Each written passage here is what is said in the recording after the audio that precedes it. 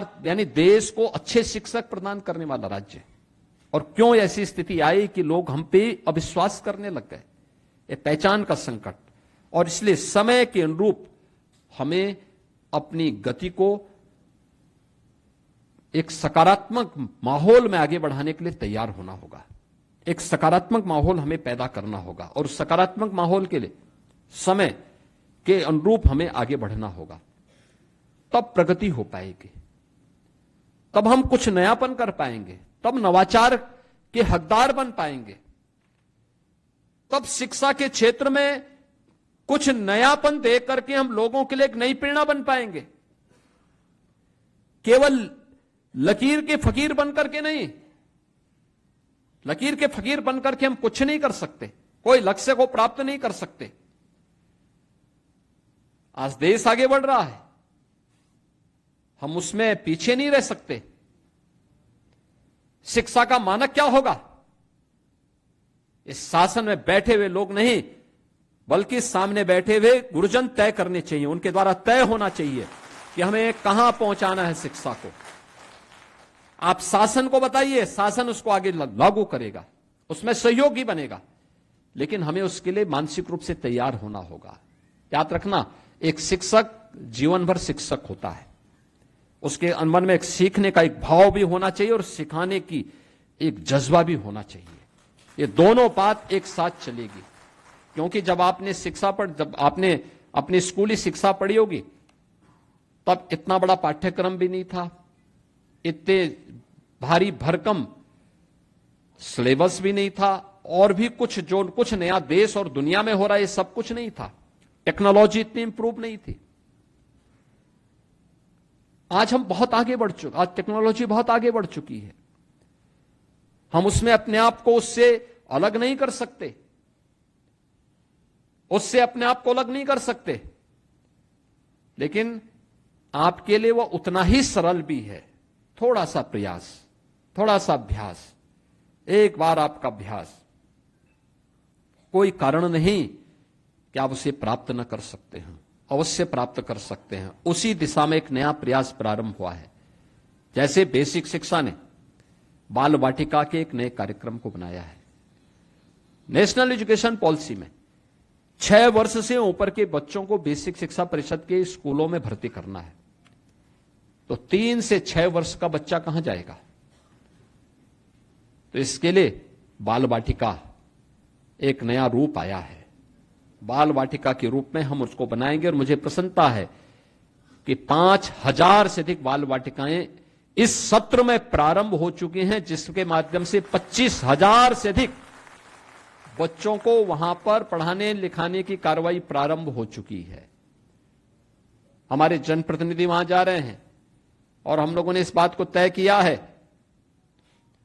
कि सभी आंगनवाड़ी केंद्रों में और बाल वाटिका में जो भी बच्चे पढ़ेंगे 3 वर्ष से 6 वर्ष तक के हर बच्चे को, उसको हम मुख्यमंत्री पोषण मिशन के साथ जोड़ने जा रहे हैं। पोषण मिशन का मतलब वह स्वस्थ रहेगा तो उत्तर प्रदेश की नींव सशक्त होगी, वह सशक्त होगी। वहां से हमें उसकी शुरुआत करनी है। दूसरा, तमाम ऑपरेशन कायाकल्प के बाद ही हम लोगों ने तमाम अन्य कार्यक्रम बेसिक शिक्षा परिषद में, निपुण भारत के कार्यक्रम प्रारंभ हुए थे, अन्य तमाम प्रकार के कार्यक्रम प्रारंभ हुए थे। उसमें उत्तर प्रदेश ने बहुत अच्छी गति पकड़ी है। और याद रखना, आज जब नीति आयोग के माध्यम से और देश के अंदर शिक्षा के क्षेत्र में कार्य करने वाली तमाम संस्थाओं के द्वारा जब सर्वे आते हैं, तो देश के अंदर सबसे ज्यादा प्रगति किसी राज्य ने की है तो उत्तर प्रदेश की स्कूली शिक्षा में बेसिक शिक्षा परिषद ने किया है। बेसिक शिक्षा परिषद ने किया है। लोग कह रहे थे, एक दिन मैं विपक्ष के एक मित्र की बात को सुन रहा था कि उत्तर प्रदेश की बेसिक शिक्षा परिषद में बच्चों की संख्या कम हो गई। मैंने कहा भी आपके समय में जितने बच्चे थे, टोटल बेसिक शिक्षा परिषद के विद्यालयों में, जिसमें बेसिक शिक्षा परिषद के साथ साथ निजी क्षेत्र का भी योगदान होता था। उन सब के बावजूद उससे भी 14 लाख बच्चे तो केवल बेसिक शिक्षा परिषद के विद्यालयों में ज्यादा हैं, और अगर हम निजी क्षेत्र का देख लेंगे तो उससे लगभग 60 लाख बच्चे ज्यादा आज भी बेसिक शिक्षा के अंतर्गत उनकी मान्यता के आधार पर उत्तर प्रदेश के विद्यालयों में पढ़ रहे हैं। आज उन बच्चों के लिए तमाम प्रकार की सुविधाएं भी दी जा रही हैं। बैग है, बुक्स है, शूज है, सॉक्स है, स्वेटर है, ये सभी दिए जा रहे हैं। हमारा प्रयास भी होना चाहिए, थोड़ा हम भी उसमें योगदान दे सकते हैं कि भाई अभिभावक को इसके लिए बाध्य करें कि जो पैसा दिया जा रहा है उस पैसे उससे बच्चों के लिए, बालिकाओं के लिए जूते मोजे खरीदे, यूनिफॉर्म साफ सुथरी करके रखें, विद्यालय का वातावरण साफ सुथरा दिखाई देना चाहिए। साल में 2-3 बार या जो कार्यक्रम, जो भी राष्ट्रीय पर्व होते हैं, उन राष्ट्रीय पर्वों में हम लोग भी उन सभी गांव की जो हमारी समिति है, उस गांव की प्रबंध समिति को भी हम अपने साथ जोड़ करके कार्यक्रमों को रोचक बनाएं। कुछ सांस्कृतिक कार्यक्रम हो, राष्ट्रभक्ति के कार्यक्रम हो। अभी यहां पर बेसिक शिक्षा परिषद से जुड़े हुए कुछ हम लोगों ने प्रकाशनों का यहां पर अभी यहां पर विमोचन के कार्यक्रम के साथ जुड़े, जिसमें हम लोगों ने देखा कि कैसे यहां पर बेसिक शिक्षा परिषद में जो कुछ भी नवाचार हुए हैं, इसमें 3 पुस्तकों का यहां पे विमोचन का कार्यक्रम भी संपन्न हुआ है। एक बाल वाटिका का, एक गुल्लक का और एक उद्गम का। स्कूली शिक्षा में क्या कुछ हमने किया है। और मेरा आग्रह होगा एससीईआरटी से, याद रखना जब हम पात्रों के नाम रखते हैं तो ये पात्र भारतीय होने चाहिए, प्रेरणादायी पात्र होने चाहिए।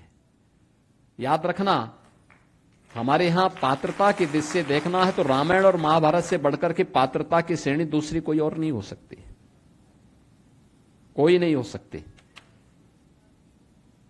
हमारे यहां बचपन में दादा दादी, नाना नानी जो कहानी सुनाती थी तो वह राम और कृष्ण की कहानी सुनाती थी, वह किसी विदेशी हीरो की कहानी नहीं सुनाती थी, अपने देश के नायकों की कहानी सुनाया करती थी, जिससे उसके अनुरूप बनने की एक प्रेरणा बच्चों के मन में बचपन में पैदा हो सके। हमारी कहानी के पात्र भी भारतीय नायक होने चाहिए, और उन नायकों को आधार बना करके जब हम कोई रोचक कहानी जो शिक्षाप्रद हो उसको बनाएं तो उसको भी हमें उसके साथ जोड़ना चाहिए। और मैं देख रहा था अलग अलग शिक्षक अपने विद्यालय में अलग तरीके से उसने शिक्षा के कार्यक्रम को सरलीकरण करने के लिए उदाहरण देकर के छोटी छोटी कथा और कहानी के माध्यम से, छोटी छोटी कविता के माध्यम से बच्चों को पढ़ाने के लिए उसने उन्हें उदाहरण के रूप में प्रस्तुत किया। यही एक नवाचार है। इसे आप बेसिक में भी, माध्यमिक में भी आगे बढ़ा सकते हैं, और इसको हमें और तेजी के साथ आगे करना होगा, और इसके लिए हमें तय करना होगा कि चीजें हमारी और अच्छे ढंग से आगे बढ़ सकें। आज के इस अवसर पर जब हम लोग यहां पर आए हैं, मुझे बताते हुए प्रसन्नता है कि आपके द्वारा किए जा रहे जो ये नवाचार हैं ये प्रकाशित होने चाहिए। बाल वाटिका के लिए भी जो पुस्तिका हमने बनाई है, ये पुस्तिका को और सरल किए जाने की आवश्यकता है, पतली बनाने की आवश्यकता है, बहुत मोटी नहीं, इतना नहीं कि उसको देख करके बच्चे के कुछ चक्कर आने लग जाए। उसके मन में भाव आना चाहिए, स्कूल जाएं, उसको खेल खेल में सिखाइए, खिलाते हुए सिखाइए। वहां पर जो पोषण मिशन के अंतर्गत उसको वहां पर जो कुछ भी दिया जाए, उसको मिलेट के लड्डू खिलाइए, बिस्किट दीजिए, कुछ ऐसी चीजें दीजिए जो उसको रोचक बनाए, क्योंकि खिचड़ी खाते खाते वो परेशान हो जाता है करके, लीक से हट करके। यद्यपि आपने मिड डे मील के मेनू को तैयार अलग अलग दिन अलग अलग तय की है, लेकिन जिसको घर में खाता है, कहीं भी मिल सकता है, उससे हट करके कुछ नया देंगे तो उसके मन में एक रुचि जागृत होगी, अच्छा होगा। और उसको हमें इसके लिए तैयार करना होगा। जिन शिक्षकों ने और जिन सम्मानित गुरुजनों ने अपने विद्यालय में कुछ नया किया है, विद्यालय के लिए,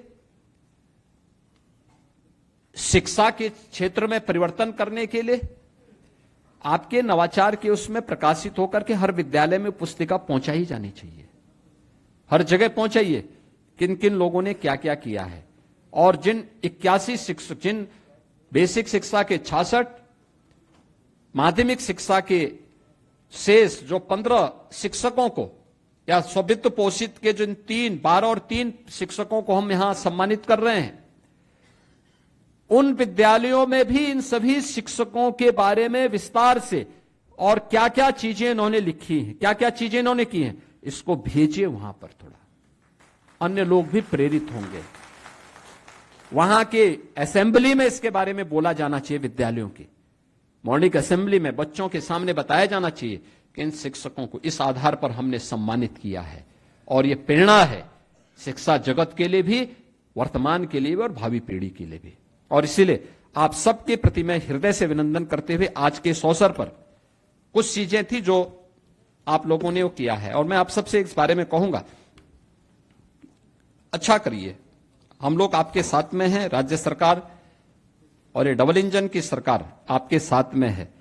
इस अवसर पर आज जब शिक्षक दिवस है तो स्वाभाविक रूप से आप सबके मन में भी होगा कि और क्या हो सकता है।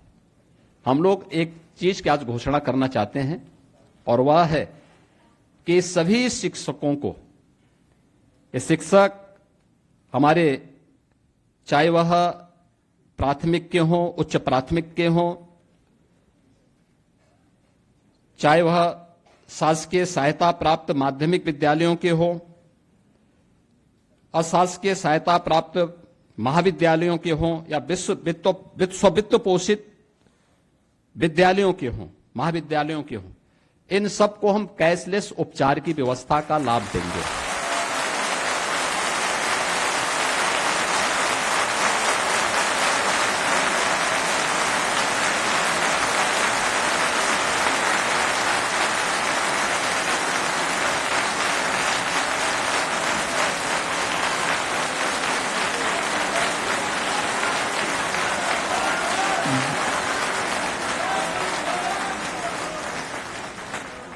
इसके साथ ही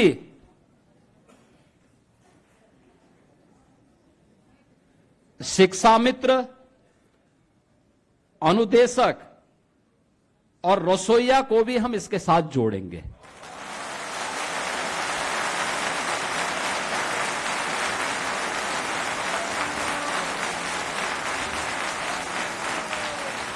यानी यह उत्तर प्रदेश के लगभग 9 लाख शिक्षक, यानी 9 लाख परिवार इससे लाभान्वित होंगे।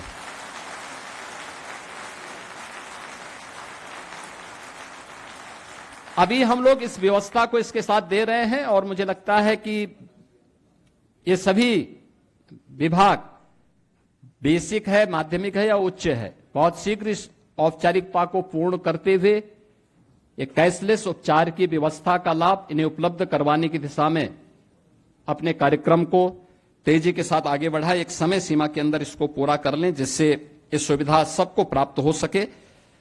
इसके साथ ही हम लोग आने वाले समय में, मैंने एक हायर लेवल की कमेटी बनाई है जिसमें शिक्षा मित्र और अनुदेशकों के मानदेय को बढ़ाने के लिए भी हम लोग आगे कार्य कर रहे हैं, क्योंकि वे लोग भी कार्य कर रहे हैं और कदम से कदम मिलाकर के इस अभियान के साथ जुड़ते हैं। इसके लिए बहुत शीघ्र मेरे पास रिपोर्ट आने वाली है और हम उस दिशा में कुछ बेहतर करने का प्रयास करेंगे। मेरा पूरा विश्वास है कि अभी जो ये कार्यक्रम चल रहे हैं हमारे, हम लोग इन सभी कार्यक्रमों को आगे बढ़ाने में इसके माध्यम से हमें मदद मिलेगी। मैं एक बार फिर से आज शिक्षक दिवस के अवसर पर आप सभी को हृदय से जिन्हें आज जिन सभी आदरणीय सिख जो है गुरुजनों को यहाँ पे सम्मानित किया गया है, या जो सम्मानित जिनको यहाँ पर सम्मानित करने के लिए आज आमंत्रित किया गया है, या जो किन्हीं कारणों से नहीं आ पाए हैं, उन सबको मैं बधाई देता हूं, प्रदेश सरकार की तरफ से और प्रदेशवासियों की तरफ से अभिनंदन करता हूं और विश्वास करता हूं कि शिक्षा जगत के लिए आप एक नई मिसाल प्रस्तुत करेंगे। आप सबके प्रति मेरी मंगल में शुभकामनाएं हैं। धन्यवाद। जय हिंद। अगर आप ये वीडियो YouTube पर देख रहे हैं तो हमारे चैनल को सब्सक्राइब करें और बेल आइकन को दबाना ना भूलें। अगर आप Facebook पर यह वीडियो देख रहे हैं तो हमारे पेज को लाइक करें।